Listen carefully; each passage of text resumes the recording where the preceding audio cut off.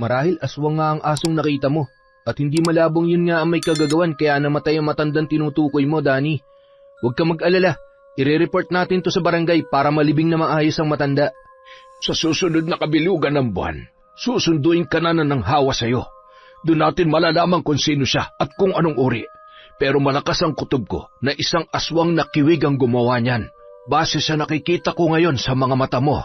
Ibig niyo pong sabihin, maghihintay pa tayo ng susunod na kabilugan ng buwan para malunasan si Rico?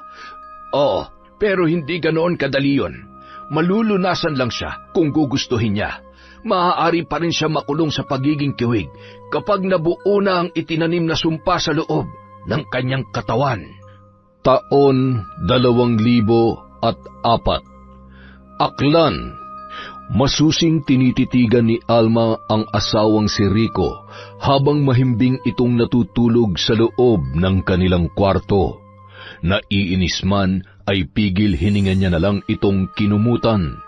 Bagong uwi lamang ang asawa galing sa magdamag na pagsusugal sa kabilang bayan.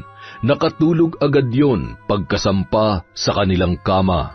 Hay, ang sarap mo talagang sakalian, Rico. Ilang taon na rin ako nagtitiis dyan sa bisyo mo. Kung hindi lang dahil sa anak natin, matagal na kitang iniwan na loko ka. Padabog na lumabas si Alma sa silid na yon. Saka hinarap ang mga bulaklak na nasa kanilang hardin. Ang mga bulaklak na lamang ang nagbibigay ng kulay sa kanya, bukod kay Danny na kanilang nag-iisang anak. Hindi naman mahirap ang buhay ng mag-asawa. Masasabing nakukuha naman nila ang mga luhong kanilang nagugustuhan dahil may kaya sila sa buhay. Mayroong magandang posisyon si Rico sa kumpanya ng kanyang mga magulang at mayroon din silang mga negosyo. Ang nagbibigay konsumisyon lamang sa kanya ay ang pagiging sugarol ng kanyang asawa.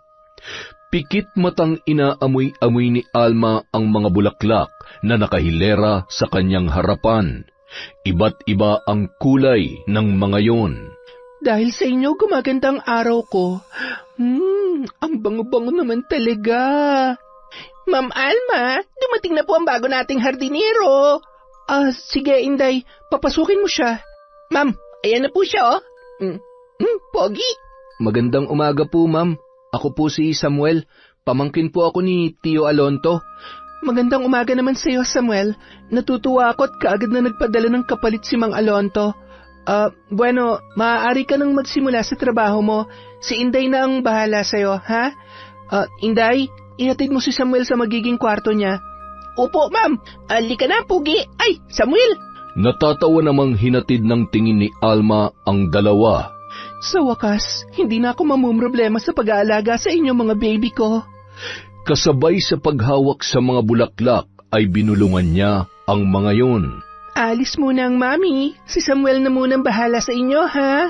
Sa muli niyang pagpasok sa silid para kunin ang kanyang bag, napasimangot ang babae nang masilayan ang nakatihayang asawa. Nakakasira talaga ng araw kapag ganyan ang ayos mo, Rico. Nakakainis. Mama, aalis po kayo? Oo anak, may asikasuhin lang si Mama. Si Inday nang bahala sa iyo ha. Kung may kailangan ka, puntahan mo lang siya. Okay ba, baby ko? Opo, Mama. Mag-iingat po kayo. Kinagabihan, nakapangalumbabang nakatalungko si Danny sa harap ng kanilang bakuran. Nababagot siya dahil hindi pa dumarating ang kanyang ina, samantalang nagmamadaling umalis naman ang kanyang ama. Danny, pumasok ka na sa loob. Malamig na ang hangin, oh. Baka magkasakit ka dyan. Halika na. Ate Inday, hindi ba ako love ni na Mama at Papa? Siyempre, mahal ka nila, Danny. Bakit po nila ako laging iniiwan? Kasi, inaasikaso nila yung negosyo ninyo. Nandito naman ako kasama mo ko lagi. Biglang natahimik ang bata nang may mahagip ang gilid ng kanyang mga mata. Dahan-dahan siyang napalingon sa isang sulok na may madilim na bahagi. Isang pares ng mapupulang mata ang kanyang nakita. Biglang umihip ang hangin kaya napakurap na lamang si Danny. Pagtingin niyang muli Nakita niya ang muka ng isang mabalahibong nilalang at ang mga mata nito ay titig na titig sa kanya. Ate Inday, may Momo! Ha? Momo? Nasaan? Nandun po. Ate Inday, pumasok na tayo. Natatakot po ako. Ay, naku, halika na nga.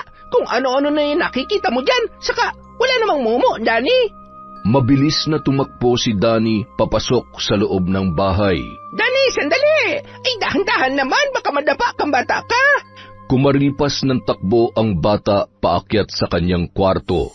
Kaagad din siyang nagtalukbong ng kumot nang makasampa na sa kanyang kama.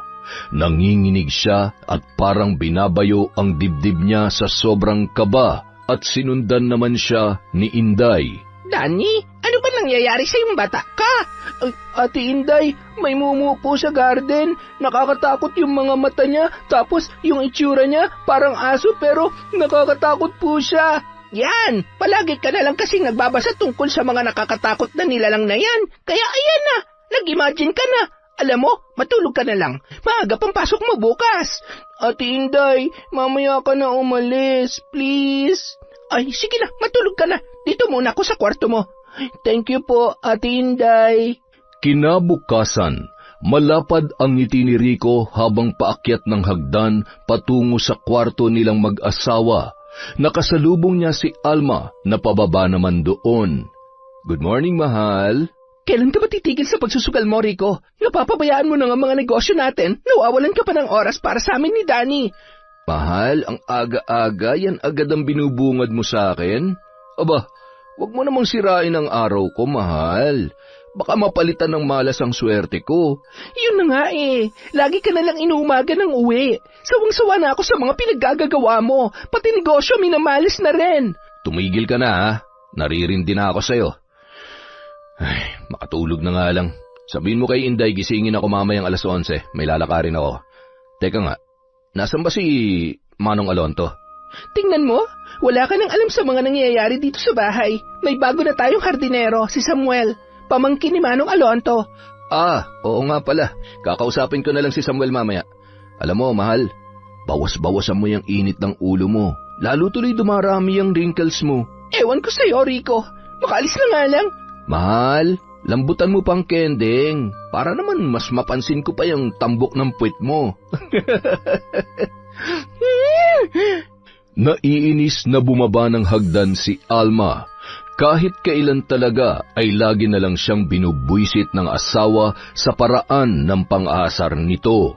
Sa tuwing tatalakan niya si Rico, imbis na salubungin din siya ng galit, ay inaasar lang siya ng kanyang asawa.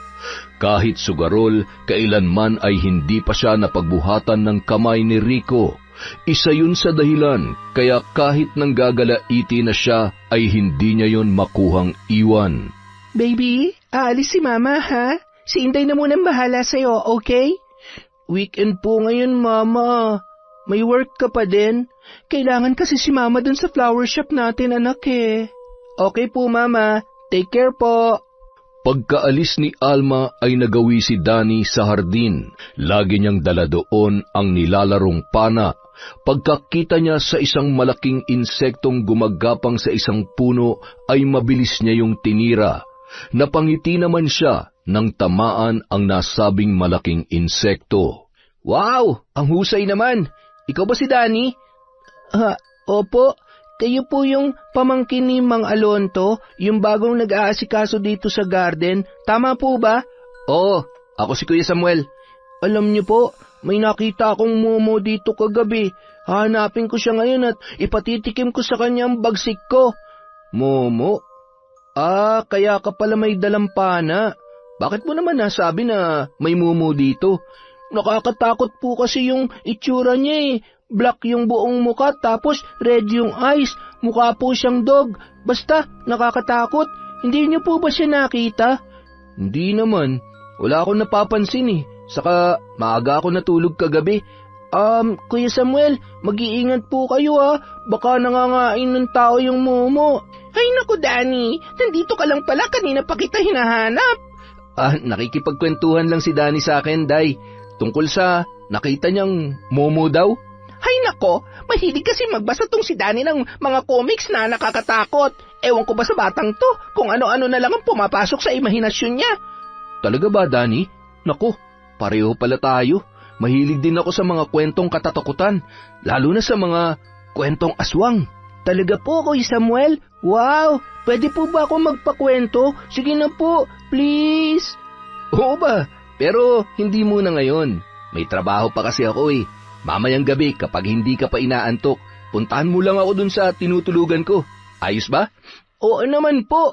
Ayos na ayos po yun. Ate Inday, tara na po para makapagtrabaho na si Kuya Samuel. Pagsapit ng tanghali, ipinatawag ni Rico si Samuel. Magandang tanghali po, sir. Ikaw ba si Samuel? Ilang taon ka na? 20 po. Alam mo kasi, nung nandito pa si Mang Alonto, partner kami nun eh. Siyang nagturo sa akin magsugal. Nung una sa mga lamay kami nagpupunta, baraha, mahjong, hanggang sa nakahiligan ko na. Pinasok ko na rin ang pagsusugal sa manok. Inabot din ng ilang buwan ang pagsama-sama sa akin ni Mang Alonto noon. Lagi kaming inuumaga nung uwi pero nung nagkasakit na siya, hindi niya na ako nasasamahan. Hanggang sa umuwi na siya sa kanila, sa inyo, di ba? Ibang swerte ko nung kasama ko siya eh. Teka, marunong ka bang magsugal, ha Samuel? May konting alam din naman po ako, sir. Good. Bukas, isasama kita ha. Huwag ka na mag-alala kasi ibang sahod mo sa pagiging hardinero. Iba rin sa akin. Sige po, sir. Pagsapit ng takip silim, nagmamadali ng maghapunan si Danny. Si Inday ang nag-aasikaso sa kanya dahil hindi pa umuuwi ang kanyang mama. Ganoon din ang kanyang papa. Kuya Samuel. Oh, Danny, akala ko hindi ka na pupunta rito eh. Pwede po ba yun? May usapan na po tayo, di ba? Sige na po, kwentuhan niyo na ako tungkol sa mga aswang. Iba-iba kasi ang uri ng mga aswang, Danny. May aswang na lumilipad, may aswang sa tubig, at aswang na naglalakad lang. May aswang na naninipsip lang ng dugo. May aswang naman na kumakain lang ng laman loob. Meron ding sariwang karne talagang kinakain. Yung iba natatakam sa mga bangkay. Saka may mga aswang naman na sinisinghot lang at sinasamyo ang amoy ng mga may sakit na tao hanggang sa mamatay ang mga yon. Ang dami naman palang klase ng aswang. Mukhang kakaiba yung aswang na huli mo nabanggit, Kuya Samuel ah. Ibig bang sabihin, inaamoy-amoy lang nila yung may sakit, tapos okay na po sila doon? Hindi naman sa literal na inaamoy lang, kasi yung paraan ng pagsinghot nila ay parang hinihigop nila yung buong buhay ng taong nakaratay. At nung taong may malubhang karamdaman, kinukuha nilang natitirang lakas noon. Grabe! Kakaiba naman ang aswang na yung kuya, pero may mga pangontra naman po sa aswang, di po ba? Oo, meron din naman. Katulad ng mga matatalim na bagay, gaya ng mga metal. Di po ba takot din sila sa asin? Yung ibang uri ng aswang, oo. Pero sa aswang na humihigop ng lakas, hindi yung tumatalab. Kailangan sila masugatan gamit ang matatalim na bagay na yari sa metal para manghina sila. Hoy, ikaw Samuel ha? Kung ano-ano yung tinatanim mo sa isip ng bata, wala namang katotohanan yung kwento mo. Anong wala? Totoo may aswang ha.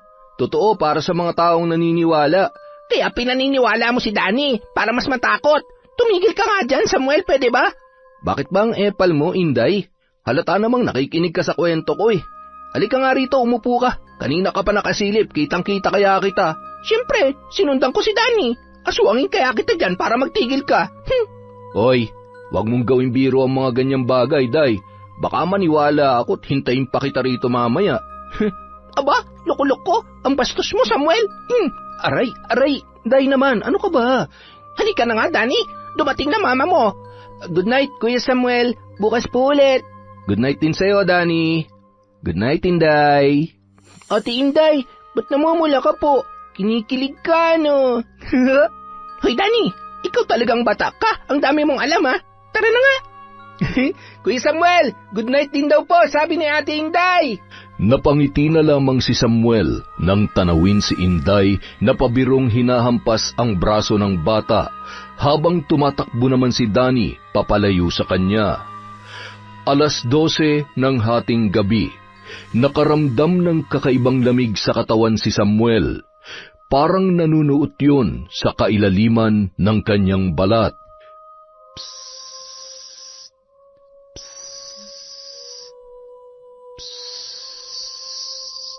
Kaagad siyang bumangon nang marinig ang paulit-ulit na pagsitsit. Ilang ulit din siyang nagpalinga-linga para hanapin kung saan nanggaling ang tunog na yon. Subalit nakaramdam siya ng kakaibang pangingilabot nang mapansin na bahagyang nakabukas ang bintana ng kanyang tinutulugan. Isinara niya na lamang yon at bumalik sa pagsampa sa kama. Nilak ko to kanina. Bakit kaya nakabukas? Ang weird naman dito. Ngayon lang ako nakaramdam ng kilabot sa buong buhay ko. Gaya ng sinabi ni Rico, nung sumunod na gabi ay isinama niya nga si Samuel sa sugalan. 3:00 na sila ng madaling araw nakauwi. Malapad na malapad ang ngiti ni Rico dahil malaki ang kanyang napanalunan. Himala, maaga kaya tang umuwi ngayon, Rico? Mahal naman, hindi ka ba masaya para sa akin? Sinuwerte na naman ako. Swerte din pala si Samuel sa akin kagaya ni Manong Alonto. Ewan ko sa'yo, gawin mo na lang ang gusto mo at gagawin ko rin ang gusto ko. Pagod na ako sa pangungunsumi mo. Mahal naman, baka naman namimiss mo lang ako. Pwede ba akong makaisa? Ilang araw na akong, alam mo na. Pwede ba, Rico? Pagod ako. Pagod? Nakapagpahinga ka naman, mahal Pagbigyan mo na ako. Sabing pagod ako ano ba? Bakit ka ba ganyan? Anong silbi ng pagiging asawa mo kung titiisin mo lang naman pala ako? Ganyan na ganyan ang nararamdaman ko sa tuwing inuuna mo pang sugal kesa sa akin. Ngayon alam mo na. Mahal naman. Teka, sandali. Saan ka pupunta? Sa kwarto ni Danny. Doon ko itutuloy ang naudlot kong pagtulog. Paano naman ako? Umiinit pa naman ang pakiramdam ko. Huy! Mainit ba? Pwes maligo ka at lakasan mo ang aircon. Sa pagdaan ng mga araw, naging malapit na si Danny kay Samuel, at sa tuwing may lakad sina Samuel at Rico, laging malapad ang ngiti ng lalaki kapag sila ay umuuwi. Samuel, swerte ka talaga sa akin. Biruin mo, simula nung sumama-sama ka sa akin, hindi pa ako umuwing talunan. Tiyamba lang po siguro yun, sir. Tsaka, kayo naman po ang naglalaro Nanunood lang naman po ako. Siyempre, kayo po ang swerte. Nasa sa inyo po ang swerte, sir. Eto, parte mo. Matulog ka na muna. Sa susunod na linggo na tayo sasabak ulit. Mukhang pinag-iinitan na ako ng mga kalaro ko dahil sa sunod-sunod na pagkatalo nila Pahinga muna tayo. Opo, sir. Salamat po. Isang gabi, kinatok ni Danny si Samuel sa tinutuluyan niyang silid. Danny, gabi na. Anong ginagawa mo dito? Kuya Samuel, hindi po ako makatulog Wala po sina mama at papa sa kwarto nila. Pwede po bang dito na muna ako? Natatakot po kasi ako Full moon po kasi. Halika, pasok ka. Siya nga pala. Ano naman kung full moon? Di ba po, kapag bilog ang buwan, lumalabas ang mga aswang? Napapanood ko po yun sa movies. Oo, gumagala ang aswang kapag bilog na bilog ang buwan. Kuya Samuel, nakakita na po ba kayo ng aswang? Minsan, nung bata pa ako. Ano pong itsura? Mukhang aso pero mas malaki kaysa sa normal na aso. Pula ang mga mata, maitim, tapos yung buntot niya, nakatayo. Ayon sa tatay ko, ang aswang daw na yon ay tinatawag na kiwig. Isang uri ng aswang na tinatawag din maninilong. Buti po hindi kayo kinain. Ang mga kiwig daw kasi nambibiktima lang ng mga taong may malubhang karamdaman. Gumagapang sila sa ilalim ng bahay o yun bang sa silong para lang hapin ang amoy ng taong nakaratay sa banig. Para kasi sa kanila, humahalimuyak ang bango nun. Hinihigop nilang natitirang lakas ng may sakit hanggang sa mamatay yon. Nagbibigay daw kasi yun ng iba yung lakas sa kiwig kapag nalalanghap nila. Naku, nakakatakot naman. Huwag na nga muna tayo mag-usap tungkol sa aswang. Nadadagdagan tuloy ang takot mo. Ang mabuti pa, matulog na lang tayo. Pagsapit ng kalagitnaan ng gabi, bigla na lamang umalulong ang mga aso. Naalimpungatan si Danny kaya ginising niya si Samuel. Kuya Samuel, naiihi po ako. Sandali. sasamahan kita sa labas. Nagpatiuna ng lumabas si Danny dahil hindi niya na mapigilan pa ang nararamdaman. Nakita niya kasing bumalik sa pagpikit si Samuel habang nakaupo sa gilid ng kama at hindi na gumalaw pa. Sa paglabas niya sa silid nito, kaagad niyang pinakawalan ang kanyang ihi. Patuloy pa rin sa pag-alulong ang mga aso na sa puntong yon ay mas lalo pang lumalakas. Gustuhin mang tapusin kaagad ng bata ang kanyang ginagawa dahil sa takot ay mukhang marami-rami pa ang kanyang kailangang ilabas. Nang siya ay mapatingin sa bilog na buwan, tila naakit naman siya na pagmasdan yon ng maigi. Ang ganda naman ng buwan, ngayon ko lang yan napagmasdan ng maayos. Nakangiti pa siya habang hindi kumukurap ang mga mata nang biglang may kumaluskos sa bandang kanan. Mayayabong ang mga halaman na naroon kaya hindi niya masyadong maaninag kung ano o kung sino ang gumagawa ng ingay. Sino yan? Kuya Samuel? Ikaw ba yan? Kuya Samuel? Tapos na siyang umihi ngunit hindi niya pa naitataas ang kanyang salawal. Nagulat na lang siya nang biglang makita ang isang itim na aso na lumabas mula sa mayabong na halaman. Mapupula ang mga mata noon at tumutulo ang laway. Napaatras ang bata at kaagad na kumaripas ng takbo papasok sa kanilang tinutulugan. Kuya Samuel, may aswang! Nakakita ko ng aswang! Ano? Nasaan?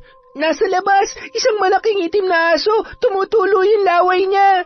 Nagmamadali namang lumabas si Samuel, dala ang kanyang itak, ngunit wala siyang nakita na kulay itim na aso. Wala naman, Danny Meron po talaga, nagtatago siya dyan sa mga halaman. Ay nako, sige na, matulog ka na ulit. Magbabantay na lang ako. Nagmamadali namang nagtalukbong ng kumot ang bata. Nang makabalik sa loob si Samuel, ay maingat niyang isinara ang pintuan. Nagulat na lang siya nang biglang lumangit-ngit ang bintana. Nakarinig siya ng pag-angil ng isang aso na mukhang nasa labas lamang ng kanilang kwarto. Kaagad na binuksan niya yon, ngunit sa kanyang pagdungaw ay wala naman siyang nakita na kahit ano. Ano kaya ang misteryong bumabalot sa bahay na to? Simula pagdating ko rito, nakakaramdam na ako ng mga bagay na nakakapanindig balahibo. Kuya Samuel, nakita niyo po ba yung aso? Oh, kala ko ba natutulog ka na? Narinig ko na umangil yung aso, Kuya Samuel Nakita niyo po ba? Hindi Narinig ko rin pero wala naman ako nakita. Aswang po yun! Aswang yun! Alam ko, aswang yun! Oh, huwag ka na matakot. Nandito naman ako Kinabukasan, narinig ni Danny ang matinding pagtatalo ng kanyang mga magulang. Akala mo ba hindi ko napapansin na halos araw-araw ka ring umaalis dito sa bahay? Siyempre, dahil inaasikaso ko ang negosyo natin. Ikaw nga halos gabi-gabing nawawala hindi ba? Negosyo? Hoy, huwag mong idahilan ang pag-asikaso sa negosyo dahil alam kong ibang lalaking inaatupag mo. Hoy, huwag ka mambibintang Wala kang pruweba. Matino akong asawa, responsable, hindi tulad mo na sarili mo lang ang iniisip mo. Oras na malaman kong ginagago mo ko, malilintikan ka sa akin. Pati ang lalaki mo, ibabaon ko sa ilalim ng lupa. Puisit na buhay to! Saan ka pupunta, ha? Hindi pa ako tapos na makipag-usap sa'yo. Kararating mo lang. Aalis ka na naman? Saan ka pupunta? Sa lalaki mo, ha? Wala ka nang pakialam kung saan ako pupunta. Total wala ka namang matinong sasabihin.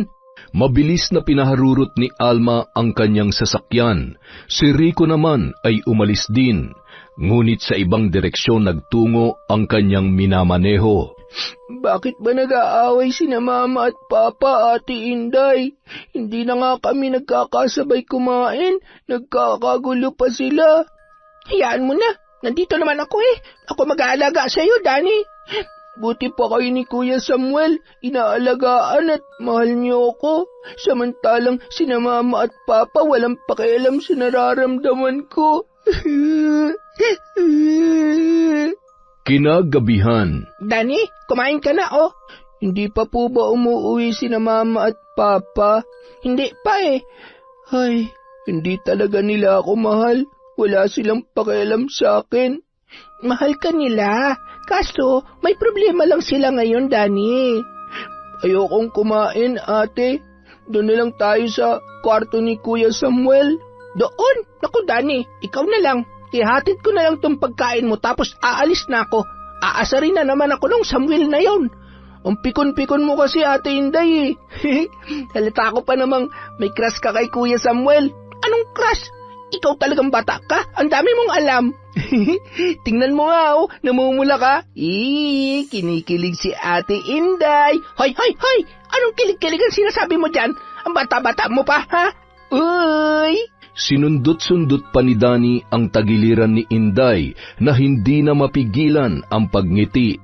Nasa bandang likuran ng bahay ang tinutuluyang silid ni Samuel.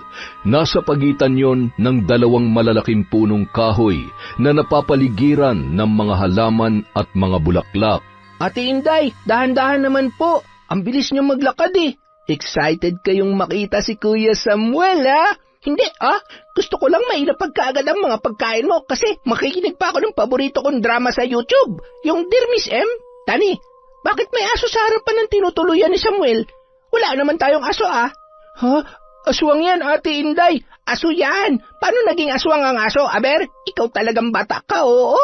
Nang biglang humarap sa kanila ang nakatalikod na aso at napalunuklaway na lamang si Inday nang makita ang hindi maputol-putol na tumutulong laway ng aso. Nanlilisik ang mga mata nito na nakatitig sa kanila. Kuya Samuel, nandito yung aswang! Sa pagbukas ng pinto ng kwarto ni Samuel ay iniluwa roon ang lalaki na may tangang itak at bigla namang naglaho ang kulay itim na aso. Saan nagpunta yun? Nandito lang yun, Ayos lang ba kayo, Dani? Opo, pero yung aswang po, nawala na. Hay, ano ka ba naman, Dani? Aso sabi yun isang malaki at maitim na aso. Nagpapapaniwala ka na naman dyan sa aswang-aswang na yan. Tingnan mo nga, Samuel, kung saan nagpunta. Bakit nakapasok dito yon? Oras na makita yun ni Ma'am Alma. Naku, malalagot talaga tayo. Makalipas ang ilang sandali, matapos maglibot-libot ni Samuel sa paligid. Ano, nahanap mo ba yung aso? Hindi Baka nakalabas na. Saan naman kaya dumaan yon? Nang mga sumunod na araw, lalong lumalala ang pag-aaway ng mag-asawa. Kung noon ay nagbabatuhan lang sila ng masasakit na salita, ngayon ay pisikal na silang nagkakasakitan. Ano ba, Rico? Nasasaktan ako. Hindi ka naman dating ganyan na. Bitiwan mo ako. Umamin ka na. May lalaki ka, hindi ba? Sabing wala Ano bang pumasok dyan sa utak mo? Bakit mo ako pinagdududahang nangangaliwa? Tapatin mo nga ako, Rico. Nagdadrugs ka ba? Ilang beses na kitang sinundan. Hindi ka sa flower shop pumunta. Malas nga lang dahil lagi mo akong nasasalisihan. Itong tandaan mo, Alma. Oras na mahuli kita sa akto, papatayin kita. Tandaan mo yan! Papatayin kita! Mama, Papa, tama na po. Huwag po kayo mag-away. Parang awa niyo na po. May hindi lang kami na pagkasundoan ng Papa mo, baby. Huwag kang mag-alala. Huwag kang lalabas ng bahay, Alma. Kung ayaw mo ng gulo, naintindihan mo? Ganon? Tapos ikaw, maglalakwatsa? Papakasarap sa mga kaibigan mo? Lulugbukin mo ako rito para maging miserable ang buhay ko? Gago ka pala talaga Please po, tama na po. Please po. Habang nagkakagulo sa loob ng bahay, nasa hardin naman sina Inday at Samuel. Kawawa naman si Dani. Napakahirap ng sitwasyon niya ngayon. Laging nag-aaway ang mama at papa niya tapos kanya-kanya ng alis. Naiiwan mag-isa yung bata. Dati na ba silang ganyan? Hindi, Oo, sugarol si Sir, pero hindi niya sinasaktan si Ma'am. Ngayon, parang nag-iba na siya. Napagbubuhatan na niya ng kamay si Ma'am Alma. Di ba? Sinasama ka niya sa mga lakad niya? Ano ba ginagawa niya doon? Naglalaro lang naman si Sir. Baraha, minsan, madyong. May napapansin ka bang kakaiba sa kanya? Wala naman. Saka, hindi niya na ako sinasama sa mga lakad niya nitong huli, kaya wala na akong alam kung saan na siya nagpupunta. Alam mo, nung isang araw, ang pula-pula ng mata niya, nanlilisik at nakakatakot. Unang bisis kong makitang ganun si Sir. Hindi kaya gumagamit siya nung ipinagbabawal na gamot? Ano sa tingin mo, Samuel? Hindi ko rin masabi. Pero alam mo si Ma'am, Narinig ko minsan na may kausap na lalaki sa telepono. Hindi kaya yun ang kabit niya na sinasabi ni Sir? Tapalan mo nga yung bibig mo, Inday. Napakachismosa mo. Oh, ba't napabuntong hininga ka lang dyan? Affected ka sa pag-aaway nila? Namumroblema kasi ako. Gusto ko sana magpaalam sa kanila. Birthday ko kasi bukas. Uuwi sana ako sa amin. Nako, paano yan? Kita mo namang mainit ang mga ulo nila pareho. Bukas, baka okay na sila. Bukas ka na lamang magpaalam. Ay nako, sana nga. Kinaumagahan, maagang kinausap ni Samuel si Alma tungkol sa plano niyang rest day. Birthday mo pala ngayon. Happy birthday, Samuel. Ilang taon ka na? 21 na po. Aba, debo mo na pala. Sige, papayagan kitang umuwi na muna para makasama mo naman ang pamilya mo. Basta bumalik ka, ha? Malapad ng ngiti ang sumilay sa mga labi ng binata. Oo naman po. Maraming salamat po, Ma'am Alma.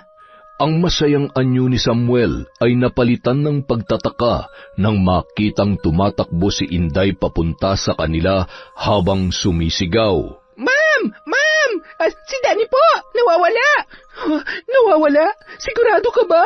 Opo, hinanap ko na siya sa buong bahay, ma'am. Sa hardin at sa tinutuluyan ni Samuel. Pero wala po talaga eh. Baka naman nasa kwarto lang namin, Inday. Wala po.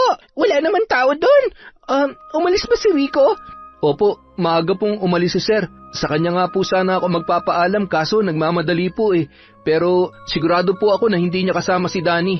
Mag-isa lang po siyang umalis. Hanapin natin ulit, Inday. Baka nandyan lang sa tabi-tabi. Ilang ulit nilang ginalugad ang buong bahay, ngunit hindi nila natagpuan si Danny. Ma'am, i-report na lang po kaya natin sa mga pulis. Hindi pa umaabot ng 24 oras, Inday. Hanapin ko po siya sa labas. Samuel, di ba uuwi ka? Hindi po ako pwedeng umuwi hanggat hindi natin nakikita si Danny, ma'am. Tutulong po ako sa paghahanap. Salamat, Samuel. Diyos ko, saan na ba kasi nagpunta ang batang yon? Danny, anak, nasan ka na ba? Samantala, madilim na ang paligid, ngunit tuloy pa rin sa paglalakad si Danny. Pagod at gutom na siya, pero buo ang loob niya sa paglalayas sa kanilang bahay. Dala ang kanyang backpack na mayroong ilang damit, tinapay at flashlight. Dumaan siya sa likod ng kanilang bakuran para masiguro na walang makakakita sa kanya. Mayabong ang mga punong naroon at mayroong makitid na daan. Yun ang kanyang binaybay hanggang sa nakarating siya sa gitna ng kakahuyan. Naku, mukhang uulan pa yata. Kasabay ng pagpatak ng ulan ay ang pagliwanag ng kalangitan, dulot ng pagkidlat. Nagmamadaling sumilong si Danny sa ilalim ng isang malaking puno ng kahoy. Nakaupo siyang isiniksik ang sarili sa pinakapuno noon at niyakap ang dalang backpack para hindi gaanong lamigin. Habang bitbit pa rin niya ang flashlight na nakabukas na ang ilaw. Kailan kaya titigil ang ulan? Gutom na ako. Mama, Ate Inday, gusto ko nang umuwi. Papa, tulungan niyo po ako. Hindi na namalayan pa ng bata na unti-unti na siyang nakatulog habang naghihintay sa pagtila ng ulan. Makalipas ang 1.5 oras, nagising si Danny. Wala ng ulan. Pinagpagan niya ang sarili at nagpalinga-linga sa paligid. Hindi na rin niya maitatago ang pagkalam ng kanyang sikmura. Hanggang sa may natanaw siyang ilaw mula sa isang sulo. Napangiti na lamang ang bata dahil naisip niyang magpatulong sa kung sino mang nagmamay-ari noon na makauwi sa kanilang bahay. Dali-dali siyang nagtungo sa kinaroroonan noon. Isang maliit na kubo ang nasilayan ni Danny nang makalapit na sa pinupuntiryang direksyon. Nababakas ang maliit na bintana noon na kinalalagyan ng sulo. Tao po! Tao po! May tao po ba dito? Sino yan? Ako po si Danny. Nawawala po ako. Kailangan ko po ang tulong ninyo. Sa pagbukas ng pinto, nagulat pa si Danny sa bumungad sa kanya. Isang matandang lalaki na may kapayatan ang nakatunghay sa bata. Nakakunot ang noo. Ang mga kuko ay mahaba at balbas sarado ang muka. Mahaba rin ang nakapusod na buhok ng matanda. Ano nga ulit yung pakay mo, bata? Lolo, nawawala po kasi ako. Basa-basa ka. Pumasok ka dito para makapagpalit. Baka magkasakit ka niyan. Salamat po. Nang makapasok, nasipat ni Danny ang kabuuan ng maliit na kubo. May isang altar na mayroong nakalagay na krus at isang Biblia. At may nakalatag na banig sa isang sulok. Mag-isa lang po kayo dito, Lolo. Oo. Teka, bakit ka ba naligaw? Nasaan na ba ang mga magulang mo? Naglayas po ako sa amin. Lagi kasi nag-aaway yung mga magulang ko. Ganun ba? Paano ba yan?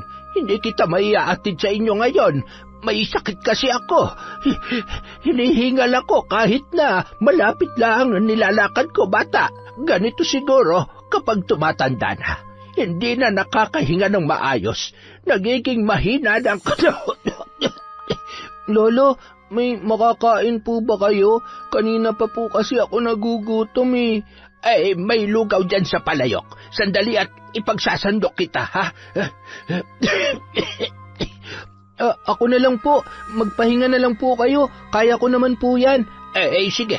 Hindi na kasi ako tinitigilan ng ubo kong ito. Malakas na kumain si Danny ng lugaw. Simula pa kasi kaninang umaga ay tinapay lang ang kanyang kinain. Matapos kumain ay kaagad na siyang uminom ng tubig, samantalang ang matanda ay hindi na tumitigil sa pag-ubo. Nakaramdam ng awa si Danny, nilapitan niya yon at hinagod ang likod. Ano po palang pangalan niyo, Lolo? Ako si Damian.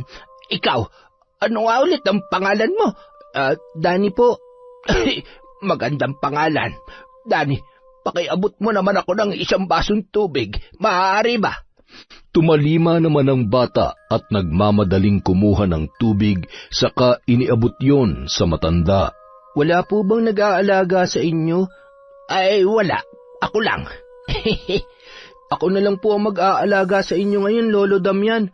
Alam niyo po, pag nagkakasakit ako, inaalagaan ako ni Ate Inday. Mahirap po pag walang kasama. Maraming napagkwentuhan ang dalawa hanggang sa kapwa na sila nakatulog. Samantala, nakasuot ng kapote si Samuel habang iniilawan ng dala niyang flashlight ang makitid na daan, papasok sa kakahuyan. Nagbabaka sakali siya na makita roon si Danny. Danny! Danny! Nandyan ka ba? Hinahanap ka na ng mama at papa mo, Danny!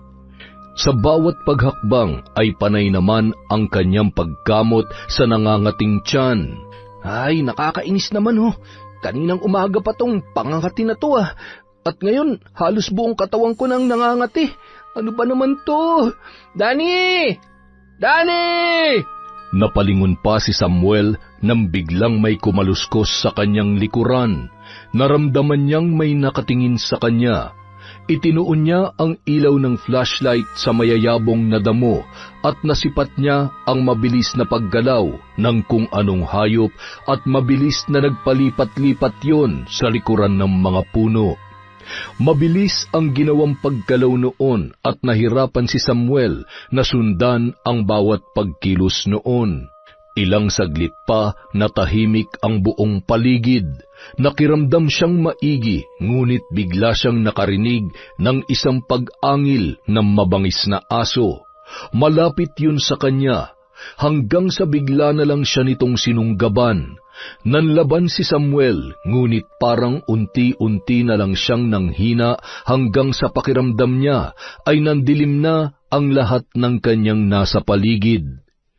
Samantala, naalimpungatan si Danny nang marinig ang sunod-sunod na pag-ubo ni Lolo Damian.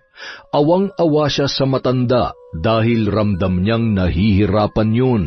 Sa banig nakahiga ang matanda at siya naman ay nasa isang mahabang bangko.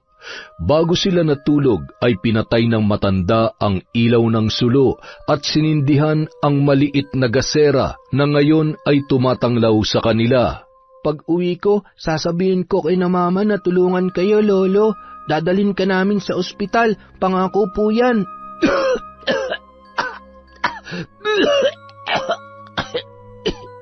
Dahil hindi na kayang tingnan ni Danny ang matanda dulot ng awa, ay minabuti niyang talikuran yun.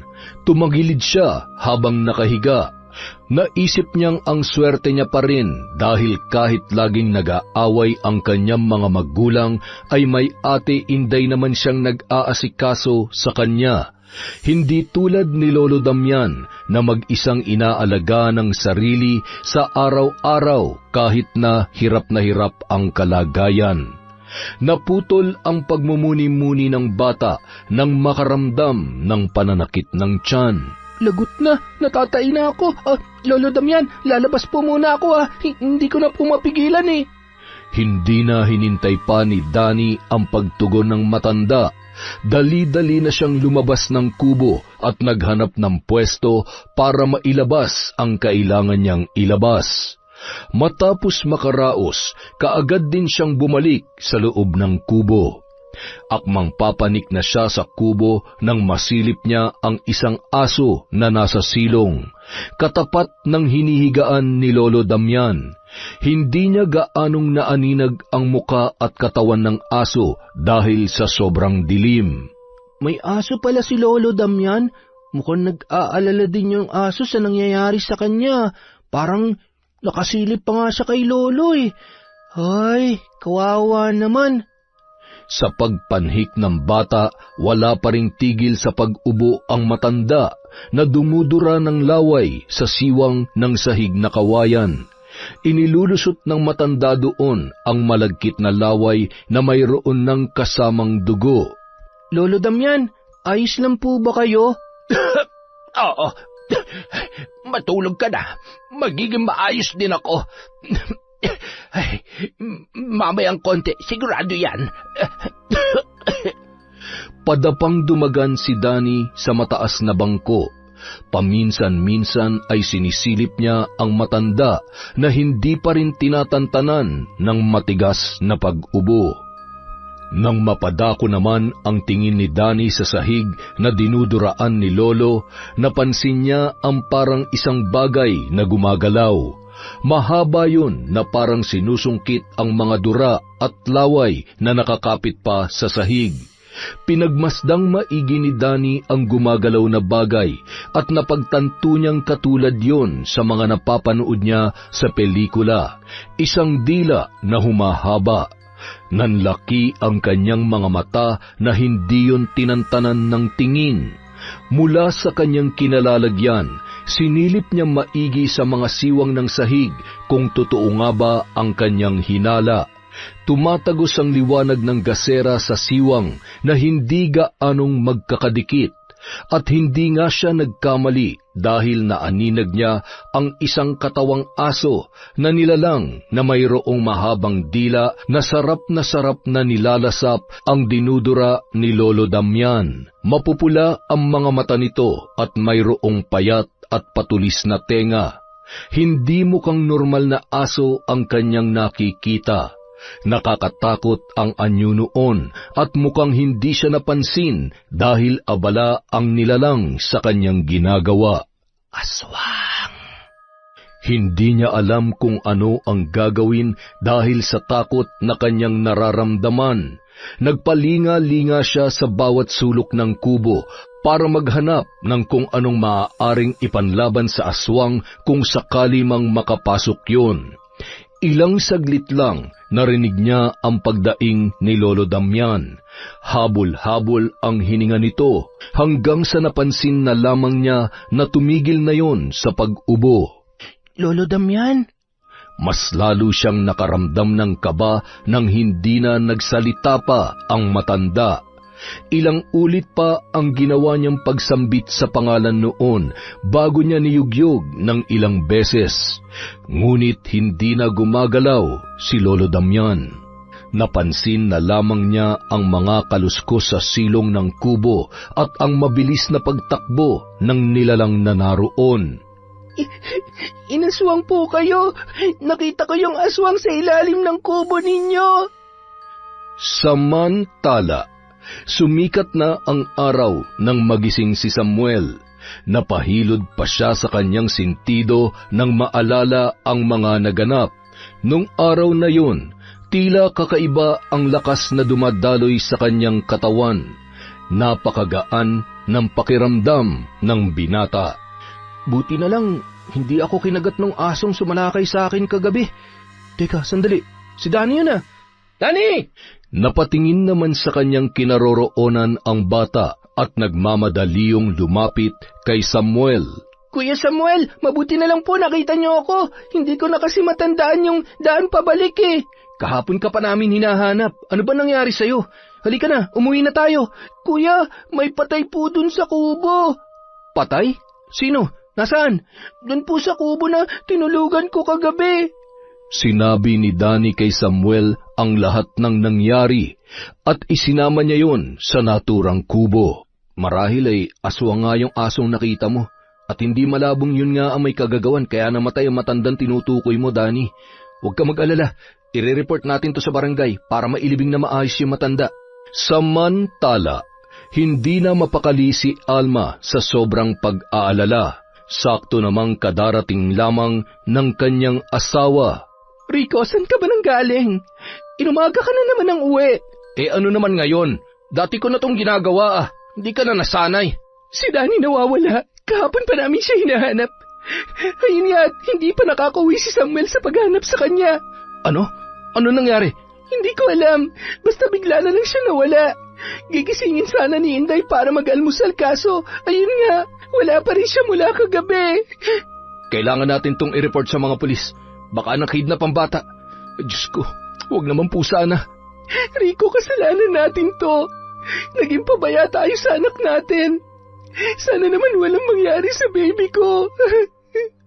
Tama na yan, mahal. Hahanapin ko si Danny. Pangako yan. Mama! Papa! Danny! Diyos ko! Anak, saan ka ba nagpunta? Pinag-alala mo si Mama. Sinubukan ko po kasi maglayas kaso nagutom po ako eh.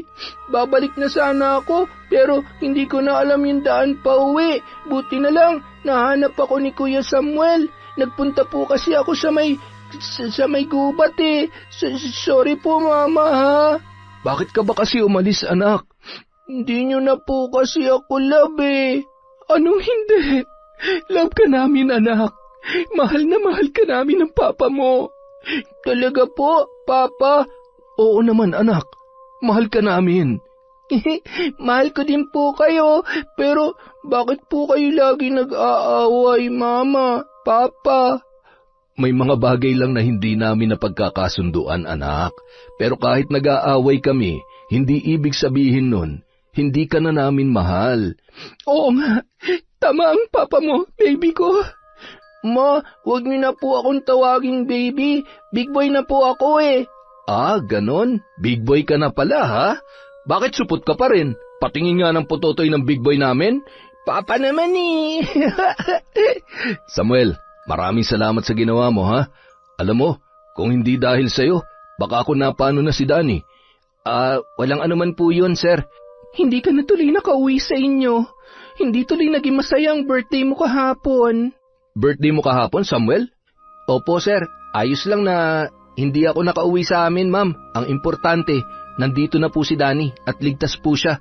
Maraming salamat talaga. Hindi pa naman huli para i-celebrate natin ang birthday mo, Samuel. Maghahanda tayo ngayon tapos magdala ka rin ng pagkain sa inyo. At uuwi ka mamaya. Okay ba yon? Hindi ko po tatanggihan yan, ma'am. Talagang hindi mo dapat tanggihan, Samuel, dahil hindi ako papayag na hindi makabawi sa'yo. Maraming salamat po, sir, ma'am. Sa pag-uwi ni Samuel sa kanila sa Karatig Bayan, sumalubong kaagad ang tiyuhin niya na si Manong Alonto. Bakit ngayon ka lamang nakauwi? Nagkaproblema po kasi kahapon, Chong. Kumusta naman ang pakiramdam mo ngayon? Maayos naman po ako. Hindi naman po kasi akong may Kumusta ang unang gabi mo? Unang gabi? Chong? Ay, wala. Sige na, pumasok ka na at naghihintay na sa loob ang mga magulang mo. Sa pagbalik ni Samuel sa trabaho, naging maayos naman ang bawat araw. Hindi na rin niya naririnig ang madalas na pagtatalo ng kanyang mga amo. Sa isip niya ay baka nagtanda na ang mga yun. Ngunit isang araw, nagulantang na lang sila nang umuwi si Rico na tila wala sa sarili. Mapulang-mapula ang mga mata nito at nanlilisik ang paraan ng pagtingin sa bawat isa sa kanila. Wala sa ayos ang suot nitong damit at magulo ang buhok na parang hindi nadaanan ng suklay. Ano nangyari sa'yo, Rico? Hoy, ano ba? Kinakausap kita! Huwag niyo akong lapitan! Umalis kayo! Alis! Rico, napano ka ba? Huwag niyo akong susundan! Oras na magpumilit kayo! Wawasakin ko ang mundo! Ilalabas ko ang aking kapangyarihan! Magugulaw tayo lahat! Diyos ko, nasisiraan na ng baitang asawa ko! Mabilis ang mga hakbang ni Rico na pumanhik sa hagdan papunta sa kanilang kwarto. Nagkulong ang lalaki. Ayaw kumain, ayaw makipag-usap. Tila takot na takot. Ilang ulit na siyang pinakiusapan ni Alma, ngunit ang mga tugon nito ay hindi akma sa mga tinatanong niya. Ma'am, huwag po sana kayong magagalit pero bakahay po yan si Sir. Kausapin niyo na lang pag bumaba na yung amats niya. Uy, sigurado ka ba sa sinasabi mo, Inday? Abay, bakit siya nagkakaganyan kung hindi siya tumitira ng bawal na G? Ay, akala ko magiging maayos ng lahat pagkatapos na nangyari kay Danny. Eto't may panibago na naman akong problema. Sa mga inaasta po ni Sir, parang hindi niya po tayo nakikilala. Maapektuhan na naman si Danny nito. Ay nako, kawawa naman yung bata. Kinagabihan, bigla na lang naalimpungatan ang mag-inang sina Danny at Alma nang bigla na lang nagwala ang kanilang padre de pamilya sa kabilang silid. Sumisigaw yon ng kung ano-ano at nagbabato sa pader ng kwarto. Naririnig ni Alma ang tunog ng mga nababasag na kung ano-anong mga gamit na tumatama sa kanilang dingding. Papatayin ko kayo! Papatayin ko kayo lahat! Huwag na huwag kayo magpapakita sa akin! Ililibing ko kayo sa impyerno! Hindi niya yun malapitan dahil baka siya naman ang pagbalingan ng asawa. Sa takot na baka lumabas si Rico sa kwarto at puntahan sila ay pinapunta niya si Danny sa tulugan ni Samuel at inutusan ang anak na magtago roon. Danny, ano nangyayari sa papa mo? Hindi ko po alam, Kuya Samuel. Kanina pagdating ko galing sa school, hindi naman siya ganyan eh. Akala ko nga, wala na naman siya dito sa bahay. Baka may problema lang ang papa mo. Hayaan mo na. Ang importante, wala siyang sinasaktan. Kuya, totoo po bang gumagamit ng pinagbabawal na gamot si Papa? Sino may sabi niyan? Si Ate Inday po. Huwag ka maniwala dun. Hindi naman niya nakita ang papa mo na gumagamit eh. Di ba? Kaya wala siyang ebidensya. Alam mo yung mga chismosa, masyadong advance yan mag-isip. Tsaka hindi pa naman talaga natin alam kung ano nangyayari sa papa mo. Dalhin po kaya natin siya sa doktor, Kuya. Mukhang malabo pa yan sa ngayon. Hindi natin malapitan. Pag nakakakita ng ibang tao naguhuramentado, baka kung mapano pang maglalakas loob na ipatingin siya sa doktor. Ay, bakit kaya? Hindi naman siya dating ganyan ah. Huwag ka na malungkot. Magiging maayos din ang papa mo. Samantala, hindi mapakali si Alma dahil sa nangyayari sa kanyang asawa. Ang pagwawala nito ay natapos na at nananahimik na si Rico sa kabilang silid. Akmang sisilipin niya na sana yon nang bigla yung sumigaw at hinahanap siya. Alma! Alma, nasan ka? Alma! Dali-dali namang tinungo ni Alma ang kanyang asawa. Kahit natatakot ay mas nanaig pa rin ang pag-aalala niya rito. Rico, ayos ka lang ba? Anong kailangan mo? Nagugutom ako. Uhaw na uhaw ako. Teka, ikukuha kita ng makakain. Anong gusto mong kainin?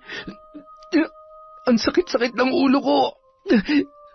Alma, isara mo ang pinto. Magtago tayo. Itago mo ko. Ano ba nangyayari sa'yo, Rico? Bakit ka ba nagkakaganyan? Hindi kita maintindihan. Shh! Huwag ka maingay. Sandali. Saan ka pupunta? Huwag mo akong iiwan. Ayokong mapag-isa. Alma, kailangan kita. Diyos ko, ano ba nangyayari sa'yo, Rico? Mahigpit na niyakap ni Rico ang kanyang asawa. Ayaw niyang malayo ang babae sa kanya kahit ilang dangkal lamang. Minabuti na lamang niyang haplus-haplusin ang buhok at likod nito para maipadamang naroroon lamang siya upang mapanatag ang isip ng lalaki. Ilang oras din silang nasa ganoong ayos hanggang sa makatulog na si Rico. Nang mga sumunod na araw, ayaw ni Rico na makita at maramdaman ang sinag ng araw. Pati pagdampi ng hangin sa kanyang balat ay pinangingilagan niya. Laging nakasara ang mga bintana sa kanilang silid. Si Rico ay nagkukulong lamang sa loob ng kwartong yun at ayaw na makisalamuha sa iba. Maging sa kanilang anak na si Danny, tanging si Alma lamang ang nakakapaglabas-masok doon. Gusto mo bang papuntahin ko dito ang mga magulang mo, Rico? Wag. Please, mahal. Nakikiusap ako. Ayoko makakita ng ibang tao. Kailangan na kitang patingnan sa doktor. Baka kung ano na yung sakit na dumapo sa'yo. Sabing ayoko nga. Bakit bang kulit-kulit mo? Pag ginawa mo yan, tatalon ako sa bintana at sisiguruhin ko na ang ulo ko ang unang babagsak sa lupa. Kahit anong paliwanag na gawin ni Alma ay nagmamatigas pa rin ang kanyang asawa. Hanggang isang gabi, naisipang maglakad-lakad ni Rico sa hardin. Hindi na gaanong sumasakit ang kanyang ulo, kaya lamang ay hindi pa rin siya masyadong nakakatulog. Unang beses niyang lumabas ng gabing yon, simula nang magkulong siya sa kanilang kwarto. Hindi niya alam kung bakit pakiramdam niya ay natatakot siya, gayong hindi naman siya dating ganoon. Ang alam lamang niya, kapag nagsisimula ng sumakit ang kanyang ulo ay hindi niya na nakokontrol ang kanyang mga kilos. Nagsimula ang lahat ng yun na minsang bumisita siya sa isang lamay para doon maglaro ng baraha. Hanggang sa nagawi siya malapit sa tinutuluyan ni Samuel. Napaatras na lamang siya nang makita ang isang itim na aso sa harap ng pintuan. Nakaupo yun at nakaharap sa pinto. Walang hiya. Bakit may aso dito? Shh! Shh! Alis! Shh! Shoo! Biglang pumihit paharap sa kanya ang naturang aso. Tumayo yun. Biglang nanindig ang kanyang mga balahibo nang makitang ngumisi ang aso sa kanya na parabang naghahamon. Bigla siyang kinilabutan kaya napatakbo na lamang siya papalayo at muling umakyat sa kanyang silid. Alma! Alma! Gising! Rico, bakit? Humahangos ka. Bakit may aso, Sardin? Alam mo namang ayaw na ayaw ko ng aso, di ba? Aso? Bakit magkakaroon ng aso doon eh? Bawal ang aso dito sa bahay natin, hindi ba? May aso sa harap ng tinutulugan ni Samuel. Kulay itim. Kitang-kita ko. Kahit nagdadalawang isip kung maniniwala ba o hindi, minabuti ni Alma na puntahan ang tinutukoy nito. Subalit wala naman siyang nakita kahit anino ng aso. Kinaumagahan, kinausap ni Alma sina Samuel at Inday tungkol doon. Hindi ko rin alam kung saan nakakadaan ang asong yun, ma'am. Nakita ko na rin kasi yun minsan. Doon din malapit sa tinutulugan ni Samuel. Minsan nga po, naririnig kong umaangil yung aso eh. Si Danny din, ilang beses na siyang nakakita ng itim na aso. Hindi nga lang namin alam kung saan lumulusot. At saka, kung sino may-ari.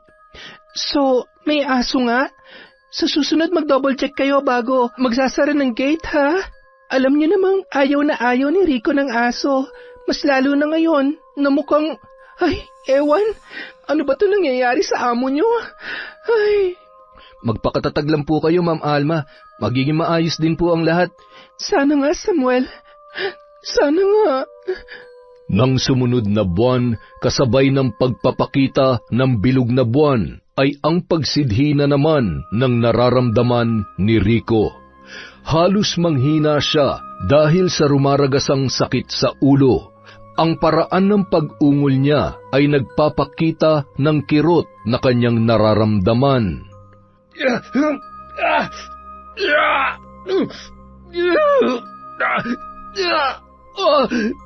Samantala, si Samuel naman ay wala ring tigil sa pagkamot sa buo niyang katawan. Ano ba ito nangyayari sa akin? Bakit hindi na tumitigil ang pangangati ko? Naisipan ni Samuel na magpahangin na lang muna sa labas ng kanyang tinutuluyan, baka sakaling maibsan ang kanyang pangangati. Sa pagbukas niya ng pinto, tumambad sa kanya ang isang nilalang na nahahawig sa isang aso, ngunit nakakatakot ang itsura. May patulis na mahabang tainga at tuwid ang buntot. Naglalaway yon at titig na titig sa kanya ang mapupula nitong mga mata. Makailang beses na napalunok si Samuel kasabay ng dahan-dahan niyang pag-atras. Huwag kang lalapit. Nakangisi naman ang nilalang na humahakbang papalapit sa kanya. At sa isang iglap lamang ay sinunggaban siya noon. Pikit matang nanlaban ang binata, subalit dahan-dahan niyang naramdaman ang paglayo ng aso sa kanya at mukhang pinapasunod siya nito. Sinubukang humanap ni Samuel ng anumang magagamit para itaboy ang naturang nilalang, subalit nang magawi ang kanyang tingin sa kanyang mga kamay, ay nanlaki ang kanyang mga mata. Mabilis na kumabog ang kanyang dibdib. Hindi siya makapaniwala sa nangyayari sa kanya. Hindi! Samantala, hindi makatulog si Danny kaya naisip niyang puntahan si Samuel. Makikipagkwentuhan sana siya sa binata. Ngunit napatda na lamang siyang bigla nang makita ang dalawang maitim na asong kalalabas lamang sa tinutuluyan ni Samuel. Mabilis na tumakbo ang mga yon papunta kung saan hindi abot tanaw ng bata. Napapalunok si Danny sa isipin na ang mga asong yon ay aswang. Dali-dali siyang pumasok sa silid ni Samuel. Wala ang lalaki doon. Saglit na napaisip ang bata hanggang sa mabuo sa kanya ang isang matapang na pagpapasya. Ilang oras siya naghintay at nagkubli sa mayayabong na halaman. Nilabanan niya ang antok at takot dahil may nais siyang patunayan. Dala-dala niya ang kanyang paboritong pana. Unti-unti na siyang naiinip nang may kumaluskos sa di kalayuan. Napadako doon ang kanyang tingin hanggang sa nakita niyang bumalik ang isang aso. Sinundan niya yon ng tingin hanggang sa tumapat sa kanyang pinagkukublihan. Maingat siyang gumalaw habang inaasinta ng palaso ang naturang nilalang. Sa pagbitaw niya doon ay kaagad yung tumama sa katawan ng aso. Narinig niya ang pagdaing nito at nagmamadali rin pumasok sa loob ng tinutuluyan ni Samuel. Hindi ka na makakatakas sa akin ngayon, aswang ka! Dali-daling pumasok si Danny sa loob noon, pero imbis na isang aso ang bumungad sa kanya, si Samuel ang nakita niyang napapangiwi habang hawak-hawak ang palaso na nakatarak sa tagiliran nito. Kuya Samuel, ikaw yung aswang? Aswang ka? Danny, magpapaliwanag ako. Huwag ka matakot sa akin. Hindi kita sasaktan. Kaya pala ang dami mong alam tungkol sa mga aswang. Isa ka pala sa kanila. Siguro, ikaw yung pumatay dun sa matanda, no? Kay Lolo Damian. Mamamatay tao ka. Wala kang awa. Pakinggan mo muna ako, Danny. Hindi ko to ginusto. Ang alin? Ang pagiging aswang mo? Kung hindi kita nahuli ngayon, siguro kami naman ang kakainin mo, no? O baka hinihintay mo lang na magkasakit kami para may mabiktima ka. Danny, makinig ka sa akin. Ngayon ko lang din nalaman na ganito ako. Pangako yun. Talaga? Crush your heart? Hope to die? Pex man, mamatay man, pati yung mga kapitbahay namin. Sino yung asong kasama mo kanina? Nakita mo kami? Oo, kitang-kita ko kayo. Hindi ko rin alam, Danny. Alam mo, naguguluhan ako ngayon sa pagkatao ko. Simula kasi nung mag-21 anyos ako, ito yung pangalawang beses na nagkaganito ako. Kaya hindi ko lubusang may paliwanag sa'yo kung ano ba talaga ako. Teka, tulungan mo naman akong gamutin tong sugat ko. Pakikuha mo na rin itong palaso mo. Mangako ka muna na hindi mo ako sasaktan para hindi ko rin ipagsabi sa iba yung secret mo. Promise, hindi kita magagawang saktan, Danny. Huwag ka matakot sa akin. Kinabukasan, nagulat pa si Samuel sa biglaang pagdalaw ng kanyang tiyuhin na si Manong Alonto. Tiyo, napasugod po kayo. Alam kong may gumugulo sa isipan mo ngayon, Samuel. Naparito ko para ipaliwanag sa iyo ang lahat. Kung ganun, alam po ninyo? Alam niyo nangyayari sa akin, tiyo? Oo, dahil katulad mo, isa rin akong kiwig. Kiwig? Nasa lahi natin yan, mula pa noon sa pinakaninuno natin. Ang inay, yung kapatid niyo, aswang din po ba siya? Hindi. Sa lahi ng aking ama na iyong lolo. Tayo pa lang ang isinilang na mga kiwig, oras na sumapit ang ating 21 kaarawan. Ako ang laging nagmamasid sa iyo, ang gumagabay sa iyo. Ibig po bang sabihin, kayo yung bigla na lang sumusunggab sa akin? Ako nga, tinutulungan kitang humanap na mabibiktima mo. Yung matanda na may kubo sa gitna ng kakahuyan, siya ang una mong biktima. Diyos ko, akala ko pa naman panaginip ko lang yung sarap na sarap akong kumakain. Pero bakit? Ayoko maging ganito, Chong. Ayoko. Wala na tayong magagawa pa para baguhin ang lahat. Ang dapat nating gawin ay tanggapin ang guhit ng ating kapalaran. Manong Alonto, magandang araw po. Mabuti naman po at napadalaw kayo. Daddy, ang laki mo na. Ilang buwan lang kitang hindi nakita. Ang bilis mo naman yatang lumaki. Pogi pa rin po ba ako? Abay, siyempre naman. Manang-mana ka pa rin sa papa mo. Kumusta na nga pala ang Papa Rico mo? May sakit po siya eh. Hindi na po siya nakakapagsugal. Sakit? Anong sakit? Hindi ko po alam. Basta po, nag-iiba na po siya. Danny, maligo ka na. Isasama ka ng mama mo sa pagsisimba. Ay, sige po, Manong Alonto. Tawag na po ako. Bye-bye po. Bye-bye din, Danny. Napangisi na lamang si Manong Alonto habang pinagmamasdan ang papalayong si Danny. Sobrang nakakamiss ang batang yon. Makulit na matalino pa. Sinabi mo pa, Chong, alam na nga niyang sikreto ko Eto nga't may sugat ako sa tagiliran dahil tinambangan ako kagabi. Alam niya na nagiging kiwig ka? Opo, mabuti na lang at malawak ang pangunawa ng bata. Naiintindihan niya ako. Ano nga palang sakit ni Rico? Hindi ko rin po alam.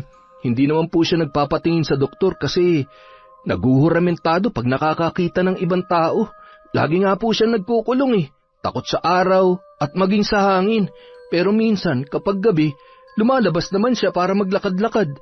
Kaya nga, pag sumasapit na ang gabi, hindi na kami nagpapakita Ganoon ba? Mukhang kakaiba yata ang nangyayari sa kanya. Nang mga sumunod na araw, hindi na nagwawala si Rico. Lagi na lang siyang tulala. Minsan ay tumutulo na lang bigla ang kanyang laway nang hindi niya namamalayan. Lagi siyang nakahiga. Pakiramdam niya ay pagod na pagod ang buo niyang katawan. Rico, papupuntahin ko na talaga ang doktor dito sa ayaw at sa gusto mo. Ilang beses na sinuri ng doktor ang lalaki. Ang tanging nasabi niya lamang ay over-fatigue ang pinagdaraanan ni Rico kaya niresetahan siya nito ng mga gamot. Pero si Alma ay hindi kumbinsido. Mukhang kailangan na natin maghanap ng manggagamot. Para sa akin, kakaiba ang nangyayari sa'yo, Rico. Isang gabi, nabulahaw ang buong kabahayan dahil sa pagsigaw ni Rico. Nakalak ang pinto ng kanyang kwarto kaya hindi yun mapasok ni Alma. Inday, tawagin mo si Samuel. Kailangan natin mabuksan ang pinto. Mabilis naman na kumilos si Inday na tinungo ang tinutuluyan ni Samuel, ngunit wala roon ang binata. Samuel! Tawag ka ni Ma'am! Nasaan ka ba? Bakit nakabukas tong pintuan mo, ay? Hinanap ni Inday si Samuel, ngunit hindi niya yon makita. Napasigaw na lang siya nang biglang may lumundag na aso sa mataas nilang bakod. Ano yun? Aso? Bakit naman napakataas ng lukso? Ate Inday, anong ginagawa mo rito? Hinahanap ko si Samuel, Dani. Pumasok na tayo sa loob. Totoo nga talagang may momo dito. Halika na, dali! Samantala, naririnig ni Alma ang patuloy na pagsigaw at pagdaing ng kanyang asawa. Nagwawala ang lalaki hanggang sa pinagdiskitahan noon ang dingding ng kwarto. Pinagkakalmot niya yon ng paulit-ulit. Rico, Diyos ko, tulungan niyo po kami. 3:00 ng madaling araw, tumigil si Rico sa kanyang pagwawala. Bumalik na siya sa panghihina hanggang sa makatulog sa sahig. Inday, sabi ko naman sa'yo tawagin mo si Samuel, di ba? Ma'am, wala po talaga siya. Hindi ko po mahanap. Akin na nga lang ang susi ng kwarto. Titingnan ko si Rico. Bumungad kay Alma ang makalat nilang silid, ang bakas ng mga kalmot ni Rico sa dingding at ang katawan nitong nakalatag sa kanilang sahig. Kinaumagahan, ipinatawag ni Alma si Samuel. Samuel, kagabi pa kita hinahanap Saan ka ba nagpunta? Kakausapin ka raw ni Ma'am. Nandito lang naman ako kagabi, Daya. Huwag ka nang palusot. Wala ka rito kagabi. Ate Inday, naglalaro kami ni Kuya Samuel ng taguan kagabi kaya hindi mo siya nakita. Ay sus, naglalaro. Di ba sinabi ko naman sa iyo na hinahanap ko siya? Bakit hindi mo sinabi sa kanya? Mapuputol yung laro namin eh. Ay naku, kambata ka, oo. Ewan ko na sa inyong dalawa. Puntahan mo na nga si Ma'am Samuel. Mapapagalitan na naman ako nun eh. Kinindatan pa ni Samuel si Danny bago yun gumayak. Pagkapasok niya sa loob ng bahay, nadatnan niyang nagpapahid ng luha si Alma. Ma'am, ipinatawag niyo daw po ako. Oo, Samuel. Kailangan kong tulong mo. Ano po yun? Hindi ba eksperto si Manong Alonto tungkol sa mga aswang? Opo. Gusto ko sanang makipagkita sa kanya. Iba kasi ang pakiramdam ko sa nangyayari kay Rico eh. Bakit po? Ano po ba sa tingin niyong nangyayari kay Sir? Palagay ko, nahawahan siya. Basta kailangan ko lang makasiguro. Maaari mo ba akong dalhin sa kanya? Kaagad na bumiyahe ang dalawa papunta sa kabilang bayan para makipagkita si Alma kay Manong Alonto. Siniguro muna nilang hindi makakalabas ng kwarto si Rico kung sakali mang magwala na naman yun. Napadalaw po kayo, Ma'am Alma. Manong Alonto, kailangan kong isangguni sa inyo ito. Base na rin kasi sa mga naikwento mo sa akin noon, mukhang nahawahan po si Rico ng aswang. Paano nyo naman po nasabi yan? Iba kasi ang ikinikilos niya eh. Naging irritable siya, tapos kung ano-ano ng mga pinagsasasabi niya na wala namang katuturan. Akala ko nga nalulung na siya sa masamang gamot, kaso nitong nakaraan, lagi na lang siyang dumadaing sa sakit ng kanyang ulo. Naglalaway siya na hindi maputol-putol. Mahina sa araw at pagsapit ng gabi, para siyang lumalakas. Nitong huli lang, nagsisimula na siyang mangalmot sa dingding. Hindi nga malabong nahawahan siya ng isang aswang. Ang tanong lang ay kung anong uri ang nakahawa sa kanya. Paano po natin malalaman? Kailangan ko siyang makausap, Ma'am Alma. Gabi na nagtungo si Manong Alonto sa pamamahay ni na Alma. para masigurong makakausap niya si Rico dahil kung araw ay tulala lamang ang lalaki. Sir Rico, kumusta ka na? Manong Alonto, heto, hindi ko maipaliwanag ang nararamdaman ko. Para kasing may mga bumubulong sa akin kaya hindi ko makontrol ang emosyon ko. Nasuri naman ako ng doktor, ang kaso mukhang hindi tumatalab ang mga gamot na ibinigay niya sa akin. Hindi na tuloy tayo makakapunta sa sugalan. Paborito niyo pa naman ang mga lamay. Saan ba nagsimula yung nararamdaman mo na yan? Nung mag-isa akong pumunta sa lamay ng isang kakilala, Manong. Alam mo naman, mahilig tayong uminom kapag nagkakasarapan na. May isang lalaking nag-abot sa akin ng vino. Madalas ko namang nakikita ang mukhang yun pag nagpupunta tayo nun sa lamay. Pagkatapos, nung inumin ko yun, hindi ko na siya nakita. At nung pag-uwi ko dito sa bahay, may mga naririnig na akong kung ano-anong bulong. Masakit. Ang sakit ng ulo ko nun. Para bang nabibiyak? Ilang kabilugan ng buwan na bang lumipas simula nung magkaganyang ka? Sa pagkakatanda ko po, 2 na. Sa susunod na kabilugan ng buwan, susunduin ka ng mga nanghawa sa'yo. Doon natin malalaman kung sino siya at kung anong uri. Pero malakas ang kutob kong isang aswang na kiwig ang gumawa niyan. Base sa pagtitig ko ngayon sa mga mata mo. Ibig po bang sabihin, maghihintay pa tayo ng susunod na kabilugan ng buwan para malunasan si Rico? Oo, pero hindi yung ganong kadali. Malulunasan lang siya kung gugustuhin niya. Maaari pa rin siyang makulong sa pagiging kiwig kapag naging buo na ang itinanim na sumpa sa loob ng kanyang katawan. Paano ko po masusupil ang sumpa ng pagiging aswang, Manong Alonto? Sa inumin mo yung nakuha, hindi ba? Kaya laway ang ginamit ng aswang para hawahan ka. Laway din ng isang aswang ang siyang magiging katapat noon. Laway ng iisang aswang? Ganoon po ba? Hindi. Laway ng ibang aswang. Diyos ko, anong gagawin natin para makahanap ng iba pang aswang? Ako na ang bahala roon, Ma'am Alma. Ang gagawin niyo lang ay ang maghintay ng tamang oras.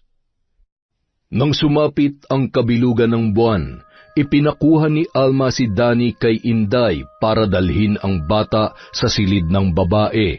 Nagtataka man, ipinagwalang bahala na lamang yon ni Inday. Tandaan mo po, Sir Rico, oras na makapasok ang aswang dito, yun na ang magiging hudyat upang dalhin ka na niya para makapambiktima. Kaya Ma'am Alma, huwag po nating hayaang madala niya si Sir Rico.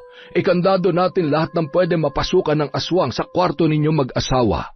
Pagsapit ng hating gabi, patuloy pa rin sa pagmamasid sina Alma at Manong Alonto sa paligid. Si Rico naman sa loob ng silid nito ay panay ang pag-ungol habang kinakalmot ang sariling ulo, ang buo niyang katawan, maging ang dingding ng kanyang kwarto. Hindi niya maipaliwanag ang kanyang nararamdaman, magkahalong init at pangangati sa buong katawan. Nagsimula na ring tumulo ang kanyang laway. Mukhang hindi ko maaasahan si Samuel dito ngayon. Naghahanap na siguro yun ng makakapagpakontento sa kanyang pagkatakam. Hindi pa niya kontrolado ang sarili sa ganitong mga pangyayari. Nagulat na lamang si Manong Alonto nang may mag-angilan sa labas ng bahay. Sa pagsilip ng matanda, nakita niya ang 2 aso na nagsusunggaban. Nakikilala niya ang isa, walang iba kundi si Samuel. Hindi nga ako nagkamali. Aswang nakiwig din ang gumawa nito kay Rico. Ma'am Alma, maghanda ka! Nariyan na siya! Nanginginig naman si Alma na pumwesto sa harap ng pintuan ni Rico, hawak ang isang matalas na itak.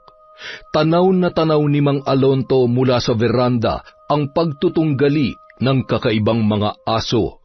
Walang nais na magpatalo sa kanila, pursigidong magapi ang isa't isa. Kinakabahan ako. Veterano na ang kalabang aswang ni Samuel. Mukhang madedehado ang pamangkin ko nito.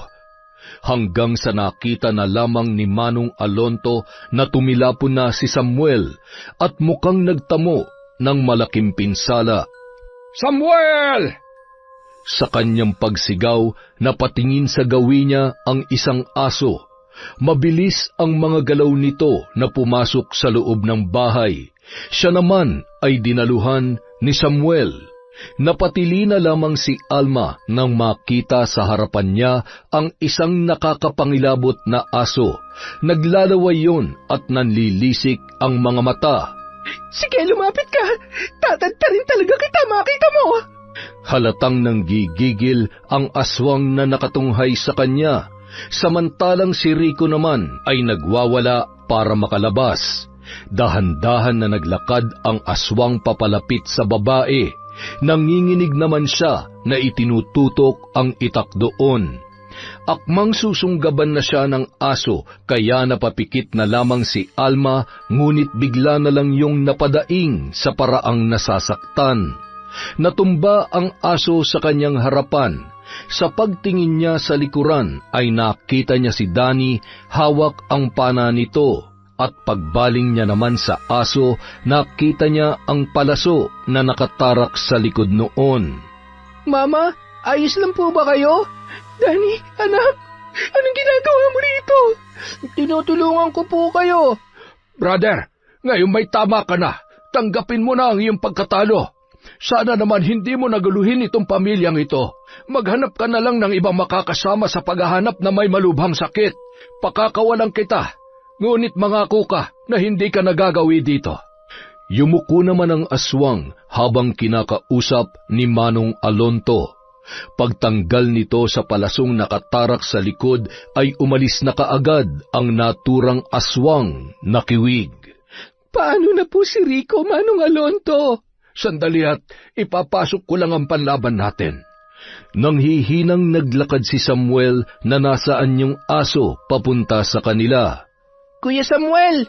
Mabilis naman na inalalayan ni Danny ang naturang aso. Hindi makapaniwala ang kanyang ina sa kanyang nakikita. Si Rico naman ay nagwawala pa rin, ngunit hindi na gaanong mabagsik. Hinawakan siya ni Manong Alonto at kinuha ang dalawa niyang mga kamay. Doon ay ipinatak ng asong si Samuel ang laway na tumutulo mula sa kanyang bibig. Pinatakan niya rin ang gitna ng mga talampakan nito at pusod sa tulong ni Manong Alonto. Hayaan nating sumapit ang umaga na magkatabi silang dalawa para ganap na maghilom ang sumpa. Kinaumagahan, masayang bumaba ng hagdanan sina Samuel at Rico. Kapwa nakangiti at malakas ang dalawa. Sa wakas, matagumpay nating naalis ang sumpa sa iyong katawan, Sir Rico. Maraming salamat po, Manong Alonto. Sa iyo rin, Samuel.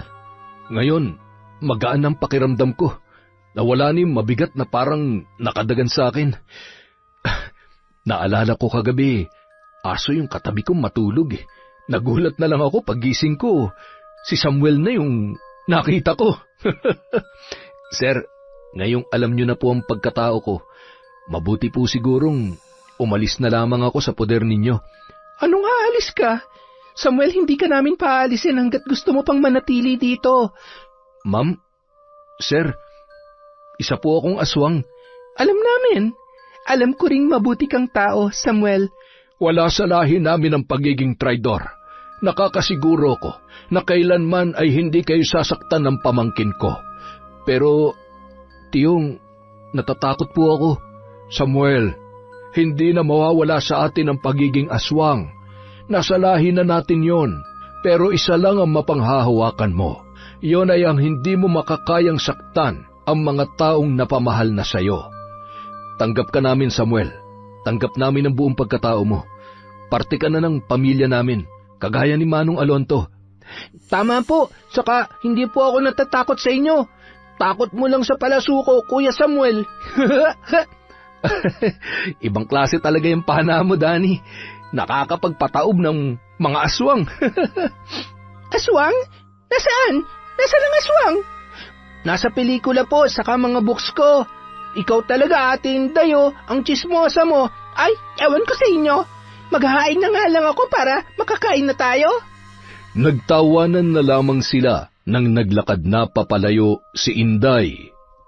Kuya Samuel, ang secret mo po ay secret nating lahat. Hindi po ba, Mama? Papa? Tumango naman ang mag-asawa bilang pagtugon na ikinangiti naman ni Samuel. Yon! Muntik na po tayong hindi umabot. Pasensya na po kayo, wala po muna tayong shoutout, gahul na po tayo sa oras. Bukas po, babawi ulit ako. Maraming salamat po sa walang sawang pagsuporta sa Kwentong Enteng.